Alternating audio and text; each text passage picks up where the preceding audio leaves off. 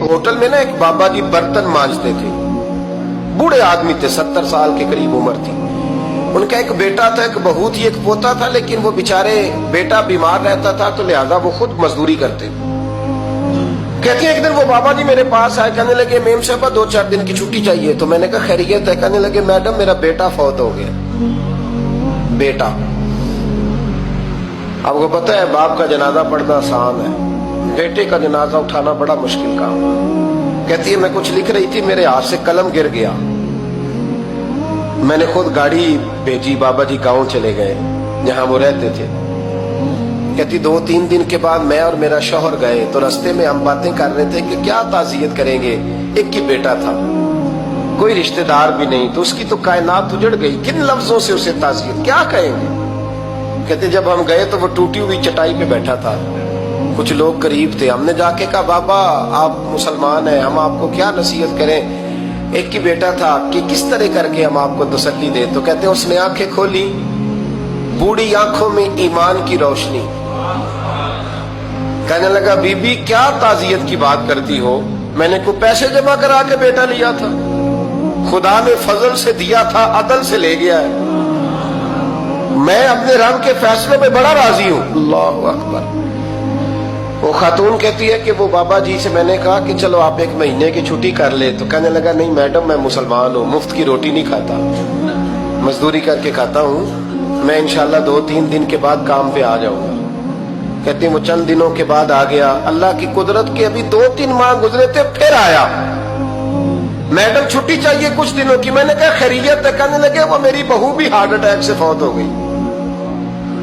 कहते अब मैं भी तड़प गई और ईसाई हो कि मेरी आंखों में आंसू आ गए। मैंने कहा घर का दरवाजा बंद हो गया, अब ये बेचारा क्या करेगा। वो अपने शौहर के गम में हार्ट अटैक से फौत हो गई।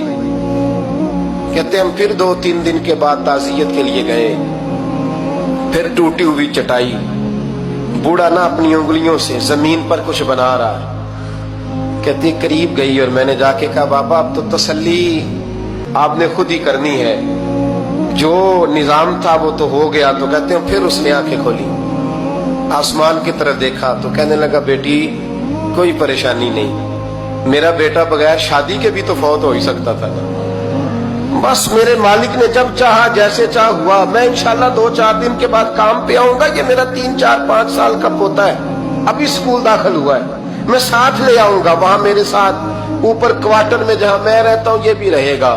कभी कभी मैं देखती छत पे खड़े होके कि दादा घोड़ा बना हुआ है और पोता सवारी कर रहा है, वो सवेरे उठता उसको स्कूल छोड़ के आता, शाम को लेके आता, प्यार करता, मोहब्बत करता। 3री मंजिल पर हमने क्वार्टर दिया हुआ था, वहां दादा पोता रहते। अल्लाह तू बड़ा बेनियाज है। कहती है इकबाल एक दिन ना पोता ऊपर वाली मंजिल पे खेल रहा था, उसका पैर फिसला, वो गर्दन के बल जमीन पे गिरा, मुझे खबर हुई तो मैं दौड़ी, एम्बुलेंस मंगाई, खून से लिथड़े हुए उस बच्चे को दादे ने अपनी गोद में रखा।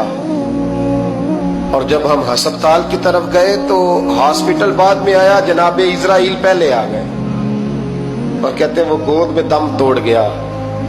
फिर दादे ने उसे अपने हाथों से गुस्ल दिया, फिर उसने अपने बूढ़े हाथों से कब्र खोदी और फिर मिट्टी डाल के कहने लगा इन्ना लिल्लाहि व इन्ना इलैहि राजिऊन। जे सोना ही मेरे दुख विच राजी, जे सोना ही मेरे दुख विच राजी।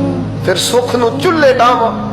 कहती वो मिट्टी डाली उसने और जब वो वापस पलटा तो मैं बाजू से थाम के होटल करीब लाई और मैंने उसके करीब कहा कि बाबा तू टूट गया है, तू बिखर गया है। तो कहते यूं उसने हाथ रखे और यूं आंसू छटक दिए।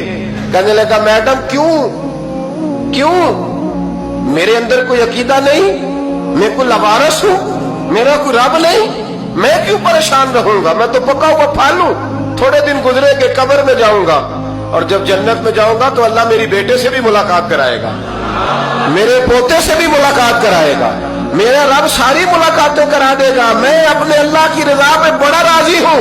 वो खातून कहती है मेरा और मेरे शौहर का कलेजा फटने लगा।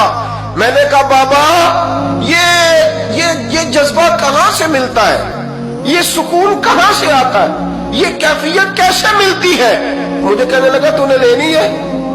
میں نے کہا تو کہنے لگا تو بھی گنبد خضرا والے نبی کا کلمہ پڑھ جا، اللہ تجھے سکون عطا کرے۔